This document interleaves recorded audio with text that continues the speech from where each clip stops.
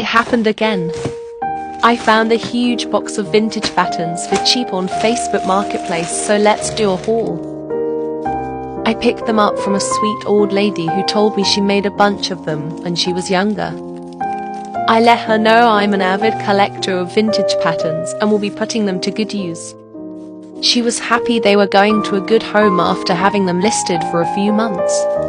The woman was a seamstress, and I found quite a few handmade patterns. Wait for the end for the coolest one.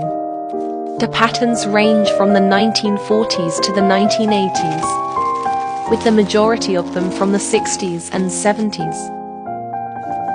I'm going to Italy in October and plan to make 1 or 2 of the patterns from this haul for the trip.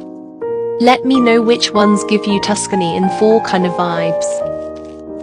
I'm thinking of making a dress or a top. I love this one. Such a cute ice skating outfit.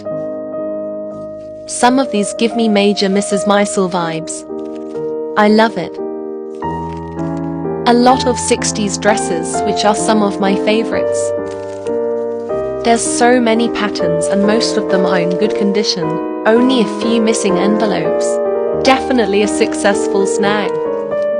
There's also a good amount of 70s business lady fits. Just might make a few for my corporate job since we're back in the office. There's still so many that I'm going to speed it up a bit more lol. I plan to make so many of these. If you want to see my progress on the ones I pick, follow along. This is the coolest one.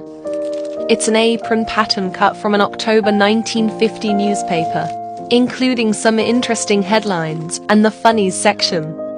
Ta-da! Added them all to my digital database right after.